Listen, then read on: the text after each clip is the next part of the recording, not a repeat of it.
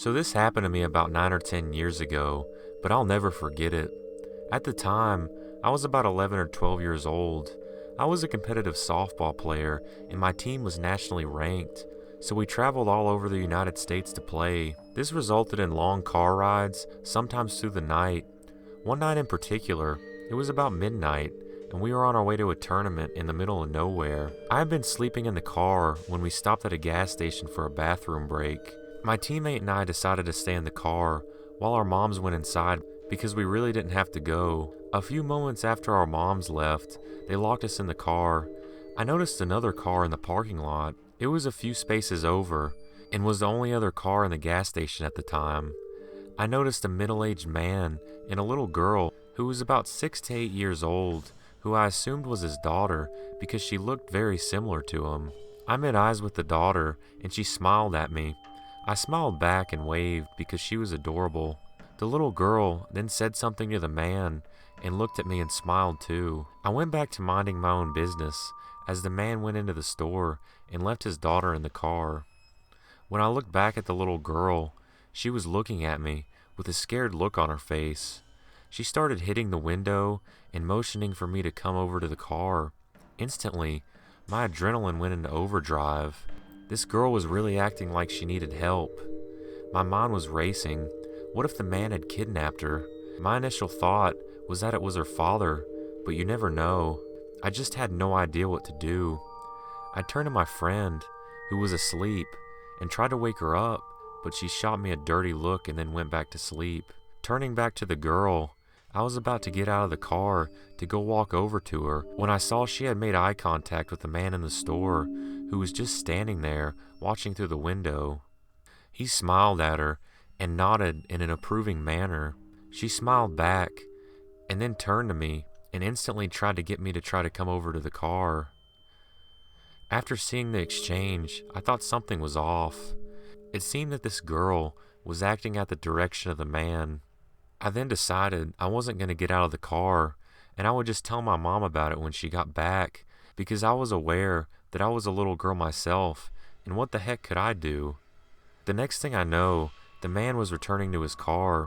He hadn't bought anything.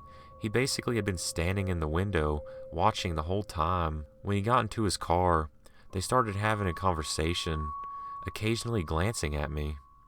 Eventually the girl shrugged and he kind of patted her on the shoulder. They started to pull out of the parking lot and I glanced at the girl one last time and she was looking right at me with this huge smile. I was so creeped out but didn't tell my mom when she returned to the car because I was still so confused and shocked about what just happened. For a little bit, I didn't tell anyone because I felt bad that I hadn't done anything when that girl could have actually been in trouble. But thinking back, after I had gotten over the initial shock, I concluded that the man was using his daughter to try to lure me to the car by making me believe that she was in some type of trouble. Who knows what would have happened next, but my guess is that he would have run out from his watching spot and put me in the car and drove off with me. The creepiest thing is it seemed so orchestrated. I was sure that this was not the first time they had done this.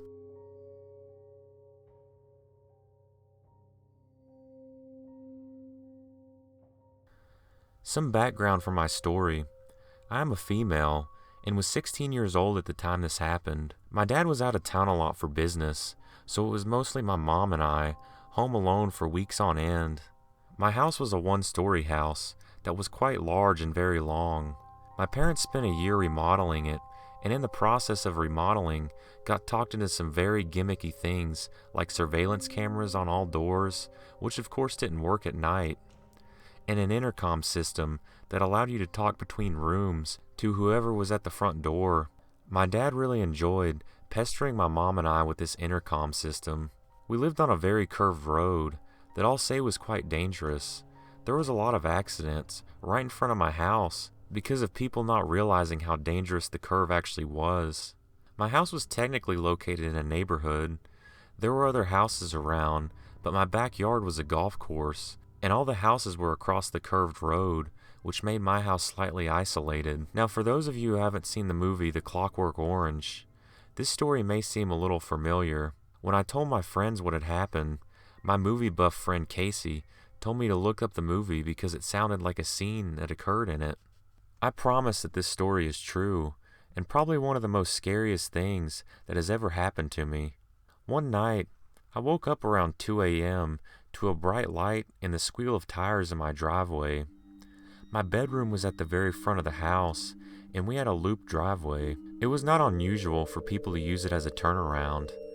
This night, however, I could hear the car in idle, doors open and close quietly, and soft voices.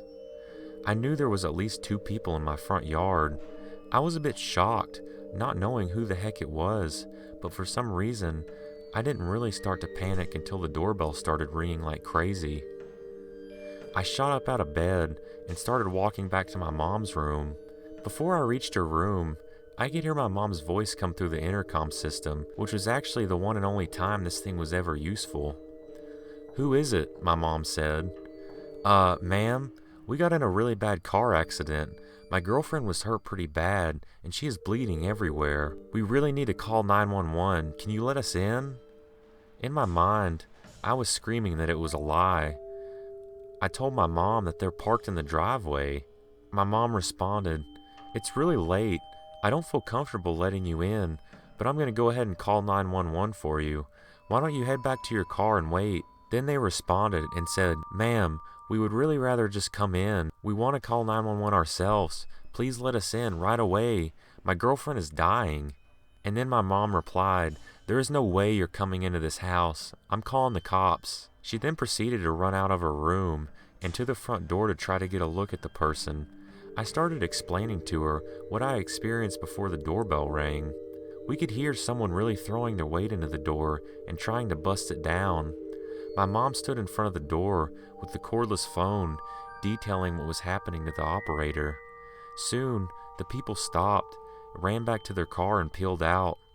Within 10 minutes of the harassers leaving, 2 cops showed up, including my cousin Eric, who was a deputy at the time.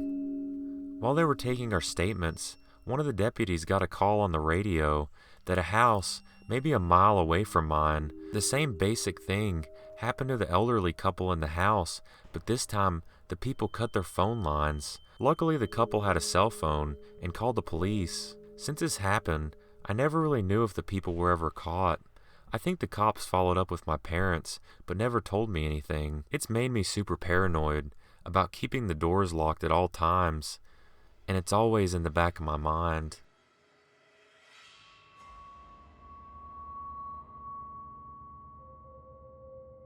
This is a story my dad told me not too long ago about my grandpa and how he came extremely close to being murdered. My grandpa used to be a pastor at a local church, and one night when he was driving home from his service and was still wearing his robes and collar, he saw a hitchhiker on the side of the road and decided to pull over and pick him up like he usually would when he saw a hitchhiker. He pulled over and the man got in. The man was wearing overalls and was also carrying an old metal lunchbox with him. My grandpa assumed that he was a construction worker who didn't have a ride home after his shift. My grandpa and him started a conversation and eventually arrived where the man needed to be dropped off. The man got out and thanked my grandpa for the ride. A few days later, my grandpa was talking to a neighbor. At one point in the conversation, she brought up a story she had seen on the news about a man who would get rides from people by hitchhiking. Then he would reach his destination and he would take a knife out of an old metal lunchbox and kill the person that was driving. My grandpa almost fainted after hearing this news. He assumed the only reason he was alive and talking to her was because of the robes and the collar he was wearing.